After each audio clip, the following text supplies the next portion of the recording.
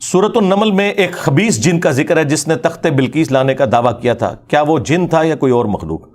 استغفر اللہ تو بولی یہ اعلیٰ حضرت نے گستاخی کی ہوئی ہے. خبیث جن لکھا ہے اسے. اے تسی ترجمہ پڑھا ہے اعلیٰ حضرت دا, خبیث جن نہیں تھا وہ. یہ خبیث انہوں نے ترجمہ کیا. وہاں عفریت کا ذکر ہے, جن کو کہا جاتا ہے دیو ہیکل جن. عفریت وہ جن طاقتور, اور اس نے کیا کہا تھا, میں قوی بھی ہوں, امانت دار بھی ہوں, اور میں آپ کی اس مجلس کے برخاست ہونے سے پہلے تخت بلقیس یہاں لے آؤں گا. تو مجھے بتائیے حضرت سلیمان علیہ السلام کے دربار میں آپ نے خبیث اور کافر جن بٹھائے ہوئے تھے یا صحابہ جن بٹھائے ہوئے تھے؟ تو یہ تو اعلیٰ حضرت نے سیدھا سیدھا صحابہ کی توہین کی ہے یہ ترجمہ کر کے. کہتے ہیں سب سے ادب والا ترجمہ ہے. یہ خبیث جن کیوں ترجمہ کیا؟ خبیث خود عربی کا لفظ ہے. بخاری میں موجود نہیں ہے دعا ٹائلٹ میں جاتے وقت, اللہم انی اعوذ بک من الخبث والخبائث, میں شریر جنوں اور جنیوں سے تیری پناہ میں آتا ہوں. خبیث کہتے ہیں شریر جن کو, خبیث کا لفظ ہی نہیں قرآن میں, عفریت کا لفظ ہے, پاورفل جن. تو حضرت سلمان کے صحابی کو اعلیٰ حضرت نے خبیث کہا, تو اعلیٰ حضرت پہ اب رافضیت کا فتویٰ چاہیے, ہمیں گستاخ صحابہ کا فتویٰ چاہیے. اور یہ جو تم لوگوں نے دو نمبری مچائی ہوئی ہے نا کہ جی وہ سب سے مؤدب ترجمہ تھا, وہ فارغ کر چھڑا. میں کس نے اتھارٹی دی ہے کہ حضرت سلیمان علیہ السلام کے صحابی جن کو جو ان کے دربار میں تھا, اور دیکھیں وہ کہہ رہا ہے میں قوی بھی ہوں, امانت دار بھی ہوں, نبی کے سامنے اپنی لائلٹی شو کر رہا ہے, تو وہ خبیث جن تو نہیں ہوگا نا, ان کا ساتھی ہوگا نا. ہاں, خبیث جن ان کے دربار میں کیا کر رہے ہیں لاجیکلی آپ مجھے بتائیں. اور اگر خبیث تھا تو حضرت سلیمان علیہ السلام کہہ دیتے کہ بیٹھ جا تو خبیث جن ہے. انہوں نے تو یہ نہیں کہا, انہوں نے صرف یہ کہا کہ مجھے اس سے بھی جلدی چاہیے. تو پھر حضرت آصف بن برخیہ جو اسرائیلی کتابوں میں ملتا ہے, سنن نسائی الکبریٰ کے اندر بھی موجود ہے, آصف نام کا ایک شخص تھا جو سورہ نمل میں آیا کہ اس کے پاس کتاب کا علم تھا. اس نے کہا کہ میں آپ کی پلک جھپکنے سے پہلے وہ لے آؤں گا, اور وہ لے آیا. اس میں میری تفصیلی ویڈیو دیکھ لیں, اس میں سے جو انہوں نے اپنے صوفیاء کی جو کہانیاں ثابت کرنے کی کوشش کی ہے, میں نے پوری انجینئرنگ کی ہے اس واقعے کی, وہ آپ جا کے دیکھیں. تخت بلقیس والا واقعہ بھی, موسیٰ اور خضر علیہ السلام والا واقعہ بھی, ایک ایک شیطرت ان کی میں نے کھولی ہوئی ہے. وہ آج ٹاپک نہیں, ورنہ اور طرف چل پڑے گا. تو وہ لے آئے, اور اس میں بھی دیکھیں حضرت سلیمان علیہ السلام نے یہ نہیں کہا کہ حضرت بڑے پہنچے بزرگ ہو, انہوں نے کہا ھذا من فضل ربی, یہ میرے رب کا فضل ہے, اور وہ چاہتا ہے کہ مجھے آزمائے کہ میں اس کا شکر کرتا ہوں یا ناشکری کرتا ہوں. حضرت سلیمان علیہ السلام نے اس کے اس کرتب کو, جو آپ کے نزدیک کرتب ہے, ہمارے نزدیک کرامت ہے, اس کو اس کے ساتھ نہیں جوڑا کہ اس نے کوئی کمال کیا, کیونکہ انہیں پتا تھا کہ یہ اللہ کا فضل ہے, اور وہ فضل حضرت سلیمان علیہ السلام کی وجہ سے ہی تھا. اس لیے دیکھیں ان کا جو سب سے بڑا امام ہے نا تفسیر میں, فخر الدین رازی, اس نے تفسیر میں لکھا ہے وہ حضرت سلیمان خود تھے لانے والے. ہاں, اے بابا انہوں نے مار چڑیا ہوا انہوں نے, اور فخر الدین رازی کہتے ہیں حضرت سلیمان خود لے کے آئے سن. جڑا آتا نا کہ ایک بندہ جس کے پاس کتاب کا علم تھا, وہ کہتے وہ خود سی, کیونکہ کتاب کا علم تو پیغمبر کو ہوندا ہے, تو وہ خود حضرت سلیمان ہی تھے جو تخت لے کے آگے تھے. ان کی منجی ٹھوک گئے امام فخر الدین رازی. ہم نہیں ویسے ان کے ساتھ ایگری کرتے, یہ الگ سے کوئی بندہ تھا, لیکن اس بات سے ایگری کرتے ہیں کہ واقعی کتاب کا علم جو ہے وہ نبی کو ہوتا ہے. عین ممکن ہے کہ وہ اس دور میں کوئی اور نبی ہو, ایک وقت میں زیادہ انبیاء ہوتے تھے اگلے زمانوں میں, یا وہ کوئی فرشتہ ہو جو انسانی شکل میں ان کا درباری تھا, یا کوئی انسان بھی ہو سکتا ہے. اس سے بابے نہیں ثابت ہوتے. یہ کہتے ہیں جی وہ تخت بلقیس آ گیا سی, اچھا جی ہوں رفع دین کرنا چھڑ دیے, تخت بلقیس آ گیا. منو دسو رفع الدین دی حدیثاں دا تخت بلقیس نال کے تعلق ہے؟ آپ ان کو بتائیں نا کہ نبی الاسلام اس طریقے سے نماز پڑھتے تھے, تو وہ کہتے ہیں وہ تخت بلقیس آ گیا سی, تسی بابے نہیں منتے. یہ نا تہاڈا سب تو بڑا بابا عبد القادر جیلانی اور دوسرا بڑا بابا امام غزالی, دو رفع الدین کے ساتھ نماز کا طریقہ لکھے گئے ہیں غنیۃ الطالبین میں اور کیمیاء سعادت میں, احیاء العلوم کے اندر. بابیاں دے بابے نے جڑے, یہ آپ کے جو بابے ہیں سرکار ہیں لوکل بابے دے, انہاں نوں باہر کوئی نہیں جاندا, اکا دکا لوگ جانتے ہیں. آپ جا کے پوچھیں نا سلطان بہو, تو شاید انڈیا میں بھی کسی کو نہ پتا ہو, بنگلہ دیش میں, یورپ, امریکہ, افریقہ میں نہیں. علی بن عثمان حجویری، کوئی علمی لوگ شاید باہر کے لوگ جانتے ہوں، لیکن 2 بابے ایسے ہیں جن کو دنیا میں جہاں جہاں بابوں کے ماننے والے موجود ہیں نا، اس پلانٹ ارتھ پہ جہاں بھی موجود ہیں، وہ سارے لوگ جانتے ہیں، وہ انٹرنیشنل بابے ہیں۔ نمبر 1 امام محمد غزالی، المتوفا 505 ہجری، آج چل رہا ہے 4 رمضان 1444 ہجری، تو آلموسٹ 900 سال پہلے، کیونکہ ان کی کنٹریبیوشن ہے، انہوں نے کتابیں لکھی، احیاء العلوم لکھی، منہاج العابدین، مکاشفۃ القلوب، کیمیاء سعادت، المنقذ من الضلال میں انہوں نے اپنی لائف سٹوری بھی پوری بتائی ہوئی۔ تو وہ یہ ساری کتابیں لکھ کے انہوں نے ایک سلیبس دے کے گئے ہیں، تو ظاہر ہے بہت بڑی کنٹریبیوشن ہے۔ اور ان کے کچھ عرصے کے بعد آئے شیخ عبد القادر جیلانی، یہ 505 ہجری میں فوت ہوئے ہیں، اور شیخ عبد القادر جیلانی جو ہیں وہ پیدا ہوئے ہیں 471 ہجری میں اور فوت ہوئے ہیں 561 ہجری میں، لیکن امام غزالی سے ان کی ملاقات نہیں ہوئی ہے، زمانہ پایا انہوں نے امام غزالی کا، لیکن امام غزالی ان سے سینئر تھے، یہ مل نہیں سکے ان کو، تو ان کو ایک انٹرنیشنل صوفی بزرگ مانا جاتا ہے۔ غنیۃ الطالبین ان کی کتاب، وہ فتوح الغیب توحید کے اوپر بہترین کتاب ہے۔ یہ 2 انٹرنیشنل بزرگ، اور دونوں نے رفع الیدین کے ساتھ طریقہ لکھا ہے بخاری مسلم والا نماز کا۔ تو تخت بلقیس آ گیا تھا۔ آپ اگر بابوں کے بارے میں کلیم کرتے ہیں تو ٹھیک ہے، وائٹ ہاؤس لا کے مرغلہ ہلز پہ رکھیں، یا ٹیلا جوگیاں ہمارے جیلم کی پہاڑی پہ کوئی لے آئے وائٹ ہاؤس، میرے ہوندے تے نہیں جا سکتا، میں تو ایک بار پڑھنا لا حول ولا قوت الا باللہ، تھوڑا بابا بھی غائب تے وہ لے آئے ہوئی چیز بھی غائب، وہ بابا بہت بڑا آ گیا نا، تو ہم مان لیں گے، ورنہ میں کہوں کہ یہ جو تخت میرے نیچے میں ہے، یہ بھی میں جو ہے سرگودا سے آیا ویسے، اور گاڑی پہ رکھ کے ہمارے امداد بھائی اتنی محنت سے اسے لے کے آئے، میں کہا جی میں پلک جھپکنے سے پہلے یہ لے آیا تھا، تو مان لو گے، کہو گے نا ویڈیو دکھاؤ کتنے ساڑھے سامنے کرو، تو بھائی آپ بھی جب یہ کریں گے تو ہم مانیں گے نا، اس طرح تو نہیں زبانی کلامی مان لیں گے، ٹھیک ہے۔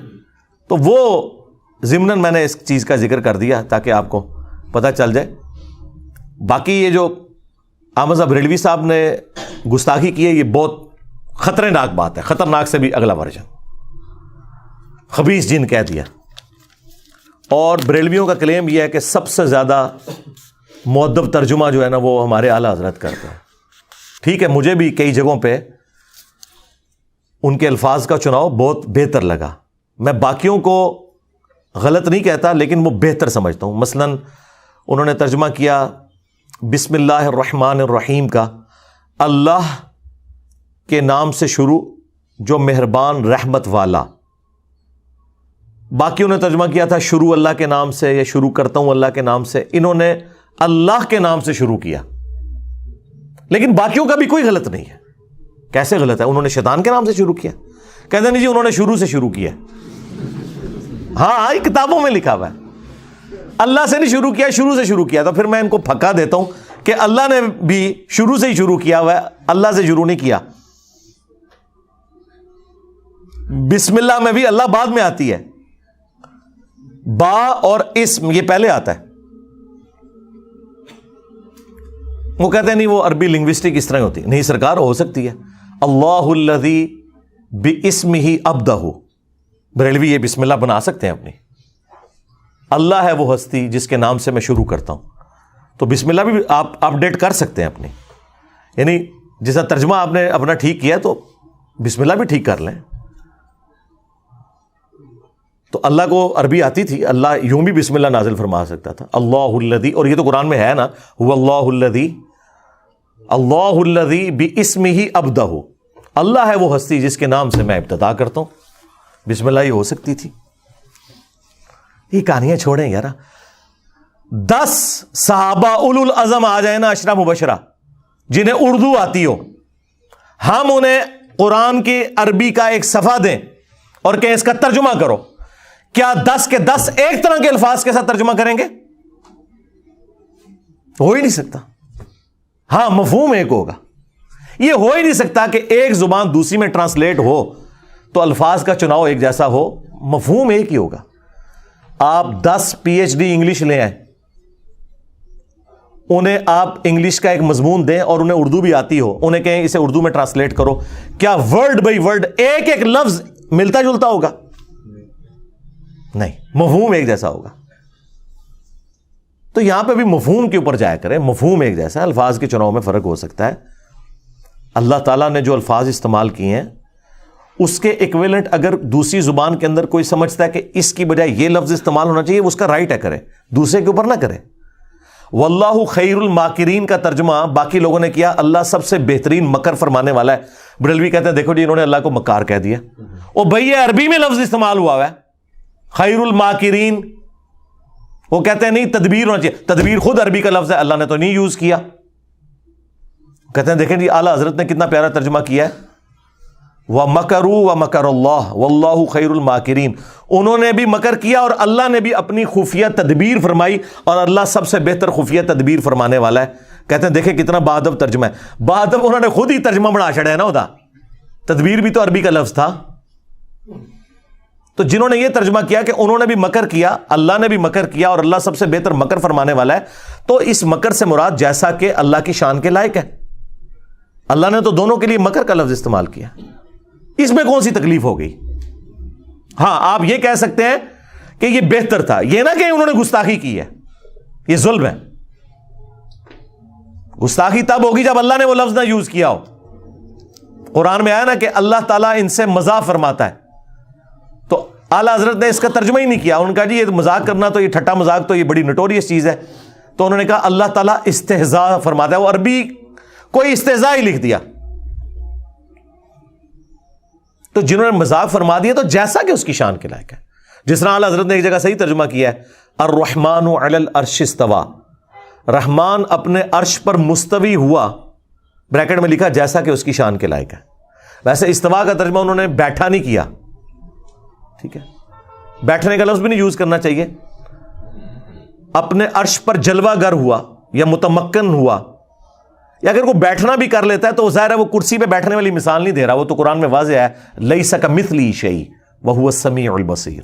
ہم اللہ کے لیے کوئی مثال نہیں بیان کرتے, اللہ کی مثال ہو ہی نہیں سکتی, اس کی مثل کوئی چیز ہی نہیں ہے. اگر کوئی بیٹھا بھی ترجمہ کر لیتا ہے تو وہ بیٹھنے سے مراد یہ نہیں کر رہا ہوتا, یا قرآن میں اللہ کا ہاتھ تو وہ ہاتھ سے مراد یہ ہاتھ نہیں لے رہا ہوتا, جیسا کہ اس کی شان کے لائق ہے, اس کی مثال ہی کوئی نہیں ہے. تو انہوں نے پورے کتابچے لکھے ہیں کہ اعلیٰ حضرت کا ترجمہ ٹھیک ہے اور باقیوں کا غلط ہے, اور وہ اس میں یہ مثالیں دیتے ہیں. تو آپ کا رائٹ ہے کہ آپ بتائیں کہ یہ بہتر تھا, لیکن یہ نہ کہ باقیوں کے ترجمے ہی غلط ہوئے ہیں, یا آپ نے پڑھنے نہیں ہے. وہ کہتے ہیں جی قل کا ترجمہ دیکھیں اعلیٰ حضرت سے بہتر کسی نے نہیں کیا. قل کا ترجمہ اعلیٰ حضرت نے کیا ہے اے محبوب تم فرماؤ. اب اشرف تھانوی صاحب نے تو کہا ہے اس کا ترجمہ آپ فرما دیجئے, تو آپ میں زیادہ ادب ہے یا تم میں زیادہ ادب ہے؟ آپ میں. تو اعلیٰ حضرت نے تو ادب چھوڑ دیا, یہاں تم کر دیا. تو وہ کہتے ہیں نہیں آپ کو سمجھ نہیں آئی, یہ تم اللہ کہہ رہا ہے. تو اللہ کی جو اپنے نبی سے فریکنس ہے نا, وہ آپ کے ساتھ نہیں ہوگی, تم کے ساتھ ہوگی. ہم کہتے ہیں بالکل آپ کی بات درست ہے, اور کہتے ہیں دیکھیں اعلیٰ حضرت نے کتنا خیال رکھا ہے شان الوہیت اور شان رسالت کا, کہ اللہ اپنے نبی کو آپ نہیں کہے گا تم کہے گا, اور جب نبی اس بات کو امت تک پہنچائیں گے تو وہ کہہ نہیں رہے ہوں گے, فرما رہے ہوں گے. لہذا آپ کہہ دیجئے یہ ترجمہ وہ کہتے ہیں ٹھیک نہیں ہے, تم فرماؤ ترجمہ ٹھیک ہے, کہ اللہ تو اپنے نبی کو تم کہے گا نا, کیونکہ خالق اور مخلوق کا فرق ہے. شکر ہے ادھر انہوں نے مانا ہوا یہ فرق, نہیں تو توحید ان کو سمجھانی پڑتی ہے کہ بھائی خالق اور مخلوق کا فرق بہت بڑا ہے. اور امت سے جب وہ کہیں گے تو وہ فرما رہے ہوں گے, کہہ نہیں رہے ہوں گے, کیونکہ امت کو ان کا ارشاد ہے. تو تم فرماؤ, ہم کہتے ہیں بالکل بہت پیارا ترجمہ ہے, تم فرماؤ. لیکن آپ کہہ دیجئے یہ بھی کوئی غلط ترجمہ نہیں ہے, کسی بری انٹینشن کے ساتھ نہیں ہے. اس طرح وہ کمپیریزن کروا رہے ہوتے ہیں. میں تو کہتا ہوں جس مکتب فکر سے آپ تعلق رکھتے ہیں ترجمہ پڑھیں, آپ کا رائٹ ہے. ڈنڈی اکا دکا جگہ پہ جہاں پہ لوگوں نے ماری ہے نا وہ پکڑی جاتی ہے, اس کی وجہ سے آپ کسی کو یہ نہ کہیں کہ آپ فلاں کا ترجمہ پڑھیں فلاں کا نہیں. بریلویوں نے اعلیٰ حضرت کا ترجمہ پڑھا ہے اور اللہ نے انہیں توحید کی حقیقت تک پہنچا دیا. اعلیٰ حضرت نے ترجمہ بڑا پیارا کیا ہے, ایاک نعبد و ایاک نستعین, اے اللہ ہم تیری ہی عبادت کریں, تجھی سے مدد چاہیں.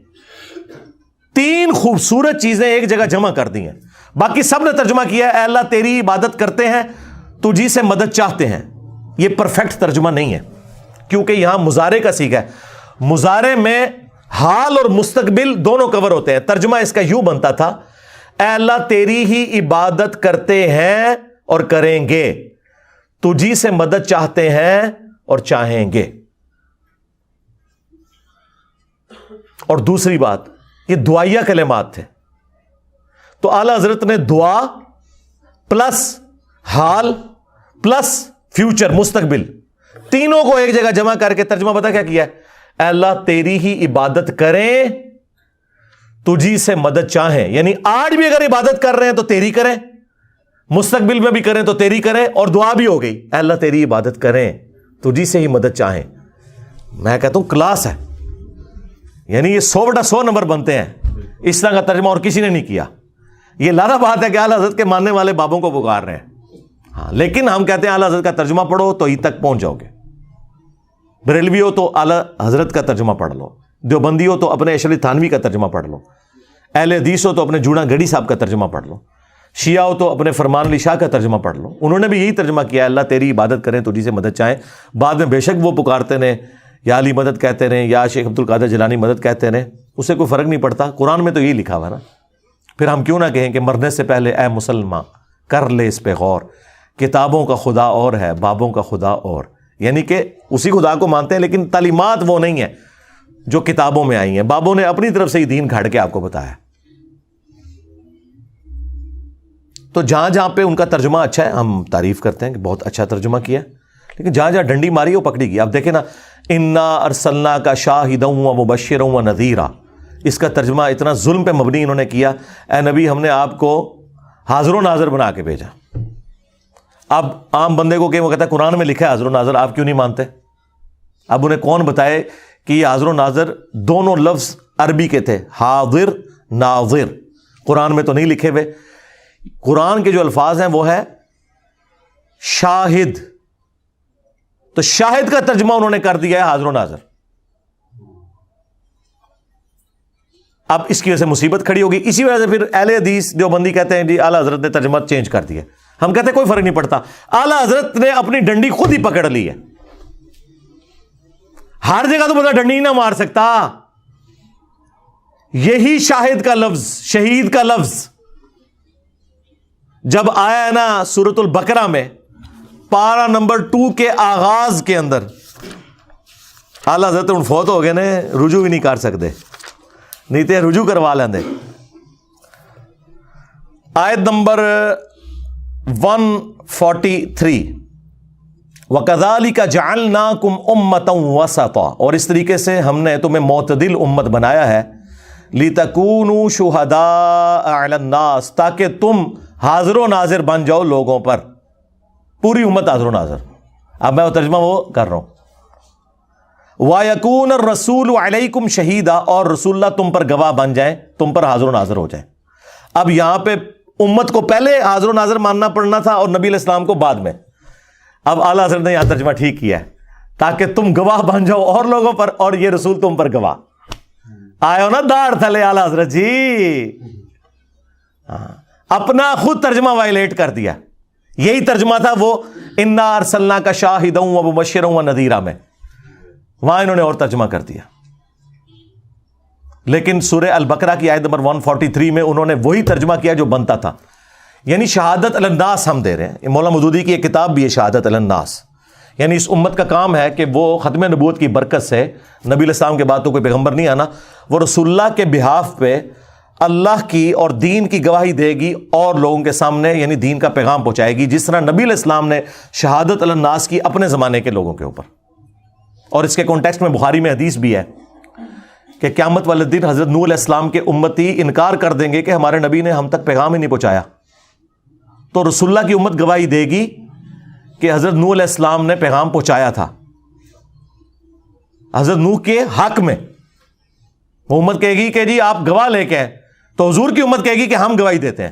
تو حضور کی امت نے حضرت نوح علیہ السلام کا زمانہ پایا ہوا ہے, کیسے گواہی دیں گے؟ قرآن کے ہونے پہ, کہ قرآن میں آیا تھا کہ سورہ نوح موجود تھی, سورہ ہود موجود تھی, سورۃ الاعراف موجود تھی, کہ کتنی محنت کے ساتھ اس شخص نے 950 سال تک توحید کا علم بلند کیا، تب بھی امت میں سے چند لوگوں نے صرف حق قبول کیا.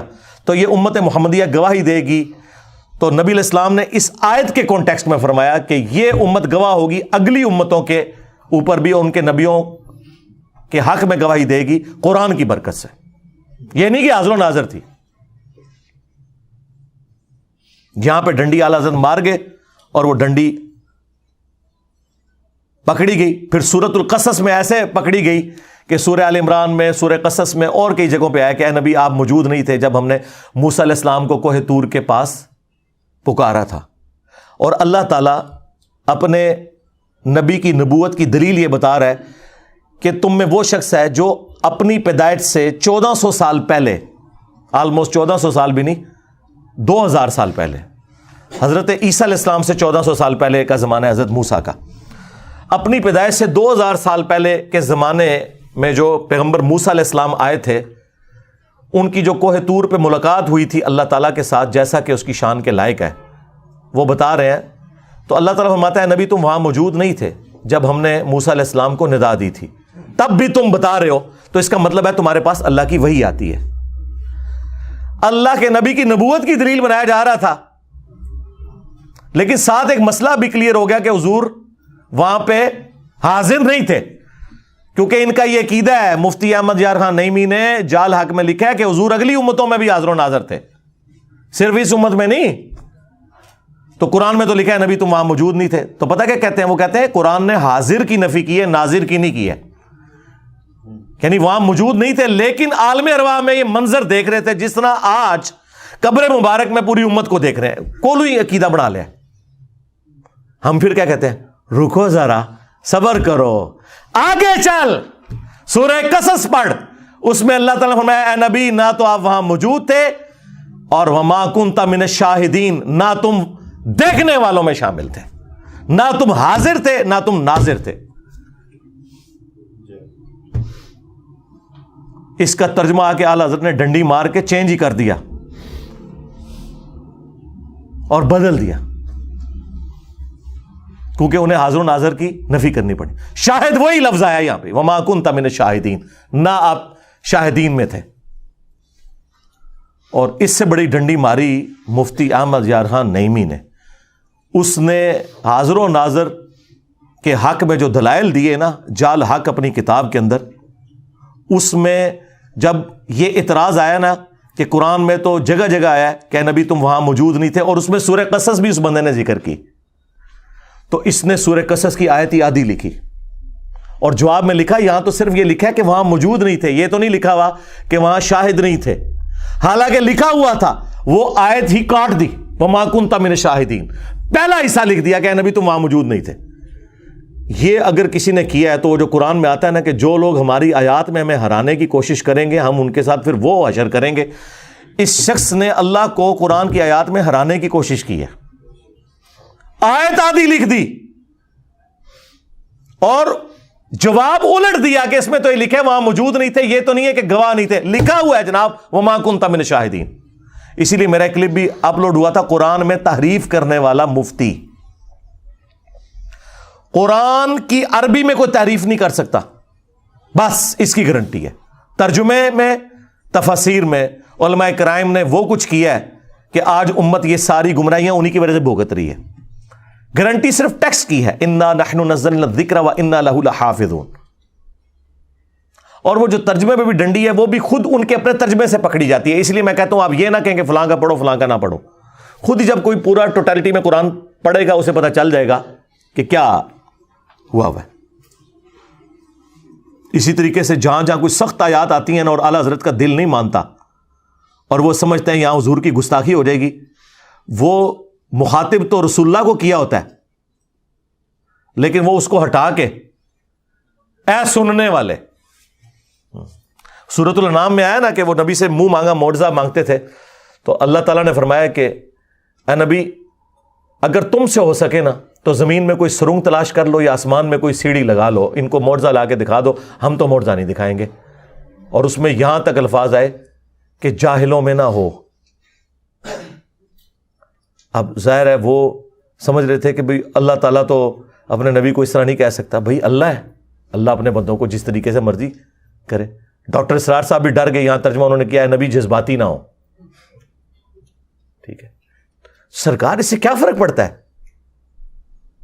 اللہ تعالیٰ نے تو حضرت نوح علیہ السلام کے لیے بھی کہا تھا کہ تم اس چیز کے بارے میں سوال نہ کرو جس کے بارے میں تمہیں علم نہیں ہے.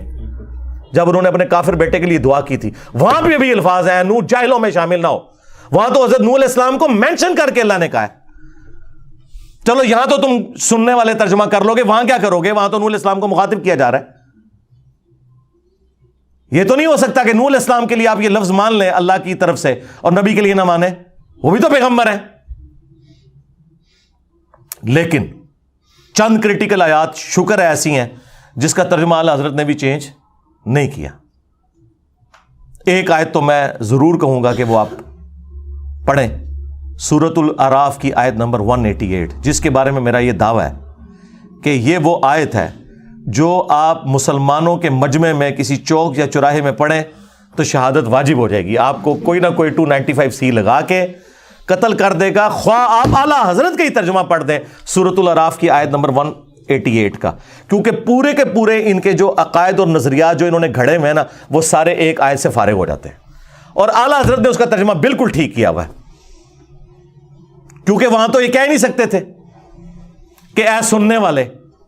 وہاں تو نبی علیہ السلام کو ڈائریکٹ کہا جا رہا تھا قل کے ساتھ.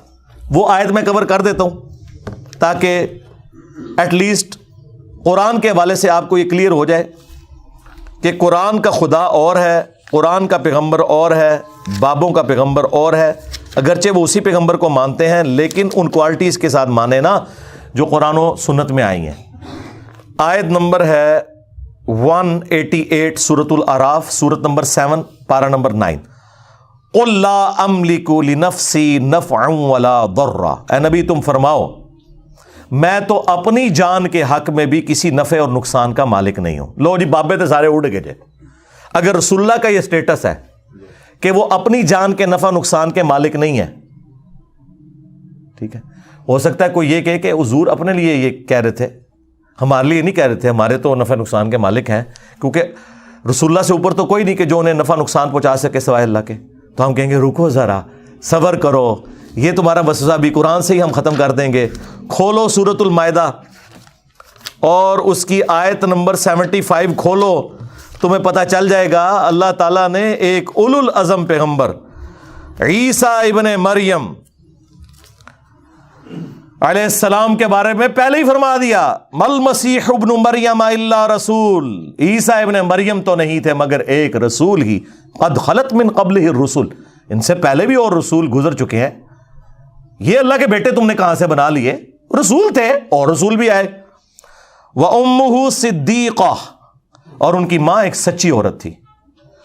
كَانَا يَأْكُلَانِ الطَّعَامَ, دونوں کھانا کھانے کے محتاج تھے.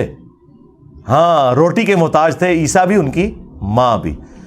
5 اولو العزم پیغمبر جو سورہ الاحزاب میں سورہ شورى میں آئے, محمد رسول اللہ صلی اللہ علیہ وآلہ وسلم, ابراہیم خلیل اللہ, عیسیٰ روح اللہ, موسیٰ کلیم اللہ اور نوح نجی اللہ علیہ السلام اجمعین, ان میں سے ایک بندہ, اللہ اکبر, اللہ تعالیٰ فرما رہا ہے کہ کھانا کھانے کے محتاج تھے وہ. انظر کیف نبین لہم الآیات, دیکھو کہ ہم اپنی آیات کس طرح کھول کھول کے بیان کر رہے ہیں. ثم انظر انا یؤفکون, پھر ان کی طرف دیکھو کہاں الٹے پھرے جاتے ہیں. اس سے زیادہ سمجھایا جا سکتا ہے کہ جو روٹی کھانے کا محتاج ہو وہ تمہارے نفع نقصان کا مالک نہیں ہو سکتا. آپ کہہ رہے ہوں گے شاید میں نے اپنی طرف سے بات کر دی. اگلی بات آ گئی, قل اتعبدون من دون اللہ, اے نبی ان سے فرماؤ کہ کیا تم اللہ کو چھوڑ کر ان کی عبادت کر رہے ہو, جیزس کرائسٹ اور ان کی ماں کو خدا مانے ہوئے ہو. اب یہ آپ بریلویوں کو پیش کریں, وہ کہتے ہیں نہیں ہم تو نہیں بزرگوں کو خدا مانتے, عبادت تو نہیں کرتے. ہم کہتے ہیں آگے چل, آگے لکھا ہے ما لا یملک لکم ضرا ولا نفعا, جو کہ نہ تمہارے نقصان کے مالک ہیں نہ نفع کے. عیسیٰ اور ان کی ماں تمہارے نفع نقصان کے مالک نہیں ہے. عبادت تو پچھلی بات رہ گئی, یعنی عبادت اس کی ہوگی جو نفع نقصان کا مالک ہوگا. تو اس میں میں نے کہا تھا کہ عیسیٰ کے جیسا ہے ہی کوئی نہیں, تیرے سارے بابے تھے شاہ ہی کوئی نہیں. ہاں مریم کے جیسا ہے ہی کوئی نہیں, تیری رابعہ بصریہ تے شے ہی کوئی نہیں. دونوں کا ذکر آیا ہوا ہے. عبادت نہیں صرف, نفع نقصان کے مالک نہیں. واللہ هو السمیع العلیم, اور اللہ ہی ہے سننے والا, علم والا. بھائی عیسیٰ ان کی ماں سننے اور علم والے ہو ہی نہیں سکتے, تو کس کے مشکل کشا کہاں سے ہوں گے؟ ہاں, یہاں پہ بھی جو نبی کے لیے آیا کہ اے نبی تم فرما دو میں تو اپنی جان کے لیے بھی نفع نقصان کا مالک نہیں, تو اس کے کانٹیکسٹ میں نے پیش کیا, یہ انہی معنوں میں ہے کہ مالک اللہ ہے. خیر اس آیت میں بھی کھل جائے گا. الا ما شاء اللہ, ہاں مگر جو اللہ چاہے. وَلَوْ كُنْتُ أَعْلَمُ الْغَيْبِ, اور اگر میں غیب خود سے جان لیتا. ایک تو وہ ہے جو اللہ وحی کے ذریعے بتاتا ہے, اس علم غیب کا کوئی انکار کرے وہ کافر ہے. وہ تو نبی کے حق میں ہم مانتے ہیں, وہ تو قرآن میں واضح فتویٰ ہے. سورہ آل عمران آیت نمبر 179 میں واضح اللہ تعالیٰ نے فرما دیا ہے وَمَا كَانَ اللَّهُ لِيُطْلِعَكُمْ عَلَى الْغَيْبِ, اللہ کی یہ شان نہیں کہ تمہیں غیب پر اطلاع دے. وَلَكِنَّ اللَّهَ يَجْتَبِي مِن رُسُلِهِ مَن يَشَاءُ, ہاں اللہ اپنے رسولوں میں سے جس کو چاہتا ہے اسے غیب کی خبریں دیتا ہے. ٹھیک ہے, عام بندے کا کام رسولوں پہ ایمان لانا ہے. اگر میں خود سے غیب جان لیتا لَاسْتَكْثَرْتُ مِنَ الْخَيْرِ, تو میں خیر کثیر جمع کر لیتا. وَمَا مَسَّنِيَ السُّوءُ, اور کبھی مجھے کوئی تکلیف نہ پہنچتی. مجھے پہلے ہی پتہ چل جاتا کہ یہ ہونے والا ہے, میں فورس ہی کر لیتا. آپ کو سی سی ٹی وی کیمرے میں اگر مستقبل کی خبر پہلے دکھائی جائے کہ آپ یہ روڈ کراس کریں گے تو ایک ٹرک کے نیچے آ جائیں گے, آپ نے تو پوری زندگی وہ روڈ نہیں کراس کرنی. یہ حقیقت بات ہے. ان انا الا نذیر و بشیر, میں تو نہیں سوائے اس کے کہ ڈر سنانے والا ہوں آخرت کا اور خوشخبری دینے والا ہوں جنت کی. لقوم یؤمنون, ان لوگوں کے لیے جو واقعی بات ماننا چاہیں, ایمان لانا چاہیں, ان کے لیے. یہ سورۃ الاعراف کی آیت نمبر 188 کا اعلیٰ حضرت نے بالکل صحیح ترجمہ کیا ہے, اور خود مان لیا کہ علم الغیب کا عقیدہ کیا ہے, نفع نقصان کا عقیدہ کیا ہے, سب کچھ مان لیا کہ اللہ ہی اللہ ہے. تو یہاں پہ ہم کہتے ہیں کہ اعلیٰ حضرت کا ترجمہ پڑھ لو. پھر سورۃ الانعام میں, سورہ الزمر میں, سورہ یونس میں قل انی اخاف ان عصیت ربی عذاب یوم عظیم, اے نبی تم فرماؤ کہ اگر میں بھی اپنے رب کی نافرمانی کروں تو بڑے دن کا عذاب مجھے بھی آ پکڑے گا. ظاہر ہے یہ سمجھانے کے لیے, ہاں ایسا نہیں ہے کہ رسول اللہ کو نافرمانی کریں گے, سمجھانے کے لیے. اور سمجھا نہیں انہوں نے, سمجھانا یہی تھا کہ عبد القادر جیلانی تے شاہی کوئی نہیں. ہاں اگر نبی کا یہ اسٹیٹس ہے, انہوں نے بھی شریعت کو فالو کرنا ہے. وَأَنَا أَوَّلُ الْمُسْلِمِينَ, سب سے پہلے انہوں نے مسلم بننا ہے. پھر جو سورۃ الاحقاف کی آیت ہے, نبی تم فرماؤ میں کوئی نیا رسول نہیں ہوں, مجھ سے پہلے بھی رسول آئے ہیں, اور مجھے تو خود نہیں پتا کہ خود تمہارے ساتھ اور خود میرے ساتھ کیا ہونے والا ہے معاملہ. یعنی حضور کو تو نہیں پتا تھا کہ کب معجزات ظاہر ہوں گے, کیا ہوگا. اس سے مراد رسول اللہ کی آخرت کا معاملہ نہیں ہے, ظاہر ہے وہ تو قطعی جنتی ہیں, پورا دین اس پہ کھڑا ہے. لیکن یہ بتایا جا رہا ہے کہ جو آپ کو کہتے ہیں نا ہمارے سلسلے میں مرید ہو جاؤ, ہم اس وقت تک جنت میں نہیں جائیں گے جب تک کہ سارے مریدوں کو لے نہ جائیے, کتنے نہ لے جائیے. ہاں تو رسول اللہ تو یہ فرما رہے ہیں مستقبل اللہ اور اس کے بندوں کا معاملہ ہے. حضور جب یہ کہہ رہے تھے نا بخاری مسلم میں کہ اے نبی کے چچا عباس میرے مال سے جو لینا ہے لے لے, اگر اللہ نے تجھے پکڑ لیا میں کچھ کام نہیں آؤں گا. اے نبی کی پھوپھی صفیہ میرے مال سے جو لینا ہے لے لے, اگر اللہ کے حضور پکڑی گئی میں تیرے کچھ کام نہیں آؤں گا. اور اے نبی کی بیٹی فاطمہ, کون فاطمہ؟ جنتی عورتوں کی سردار. ہاں کون فاطمہ؟ میرے جگر کا ٹکڑا, نبی الاسلام نے فرمایا. جنتی عورتوں کی سردار بھی بخاری مسلم میں, جگر کا ٹکڑا بھی بخاری مسلم میں. جس نے اسے تکلیف دی اس نے مجھے تکلیف دی. لیکن حضور نے فرمایا میری بیٹی فاطمہ میرے مال سے جو لینا ہے لے لے, اگر اللہ کے حضور تو پکڑی گئی نا میں تیرے کچھ کام نہیں آؤں گا. تو مجھے بتائیں, میں تو یہ پھر کہوں نا کہ فاطمہ کے جیسا ہے ہی کوئی نہیں. عبد القادر جیلانی تھے, شے ہی کوئی نہیں. بایزید بستامی تھے, شے ہی کوئی نہیں ان کے مقابلے پہ. تو اللہ کے بندو, قرآن و سنت اپنی تعلیمات کے اندر بالکل واضح ہے. اپنے ترجمے پڑھ کے دیکھ لو کیا بیان ہوا ہے. قرآن آپ کسی کا بھی پڑھیں, آپ کو پتہ چل جائے گا کہ قرآن اپنی توحید میں, عقائد میں, نظریات میں بالکل ایک ننگی تلوار ہے, زیرو ٹالرنس ہے. تو یہ اب چونکہ ایک پرچی آئی میرے پہ کیفیت طاری ہو گئی کہ میں نے آپ کو بتا دیا کہ یہ جو اعلیٰ حضرت کے ترجمے کے اعتبار سے جو انہوں نے ایک ڈھکوسلا سا کھڑا کیا ہوا ہے, تو یہ اتنا بھی کوئی معاملہ نہیں ہے جو انہوں نے کھڑا کیا جی اعلیٰ حضرت سے کوئی غلطیاں نہیں ہوئی ہیں. انہوں نے سیدھا سیدھا ایک صحابی کو خبیث کہہ دیا. اور اس سے بڑھ کر غزوہ احد کا جب ذکر آیا سورہ آل عمران میں, سورۃ البقرہ میں بھی کچھ اشارتاً ذکر ہے, تو وہاں پہ انہوں نے اعلیٰ حضرت نے صحابہ کرام کے بارے میں بدر و احد کے کانٹیکسٹ میں کہا کہ تم نے نہ مردی دکھائی, نہ مرد کہہ دیا صحابہ کو. اچھا ہم اسے گستاخی نہیں سمجھتے, کوئی مسئلہ نہیں ہے, ان کی ڈاکٹرین میں ہے نہ مرد کہنا.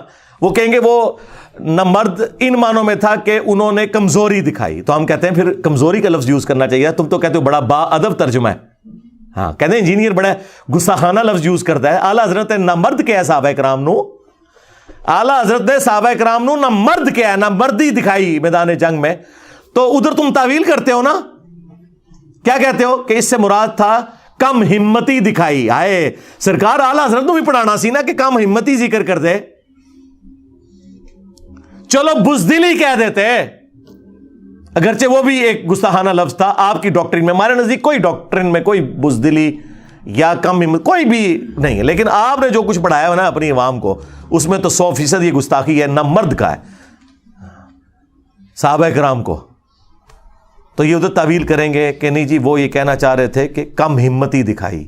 تو یہ کہتے ہیں نا نہ مرد کیوں کہا, اپنے اعلیٰ حضرت کی باری آئی ہے. تو اب آپ کا جو کلیم تھا نا کہ اعلیٰ حضرت الفاظ کا چناؤ بڑا ادب والا کرتے تھے, وہ میں تھوڑا ختم کرتا. انہوں نے حضرت سلیمان علیہ السلام کے صحابی کو بھی خبیث بولا, خبیث جن, نعوذ باللہ. اور رسول اللہ کے صحابہ کو جو بدر و احد میں شامل تھے, جو ایک انسانی کمزوری کی وجہ سے کم ہمتی دکھا گئے, انہیں نہ مرد کہا, حالانکہ اس سے بہتر لفظ استعمال ہو سکتا تھا. تو ایڈے بھی نا تسی ہوں بادشاہ کھلا کے پھریا کرو کہ بھی. اور کئی لوگوں نے میری ویڈیوز بھی اپلوڈ کی ہوئی ہیں کہ جی اعلیٰ حضرت کے ترجمے کے لیے بھائی نے بڑی تعریف کی ہے. سرکار میں تو ہر بندے کی تعریف بھی کرتا ہوں اچھائی میں, اور برائی میں چھوڑتا نہیں ہے میں انہوں, ہاں چاہے پرانا ہوئے چاہے نواں ہوئے, ہاں کیونکہ علم کی دنیا ہے. اور یہاں پہ یہ ہو نہیں سکتا کہ نشتر ہاتھ میں ہو سرجن کے اور اسے بتایا جائے کہ حضرت یہ مفتی اعظم پاکستان ہے جن کا اپینڈکس کا آپریشن کریں گے.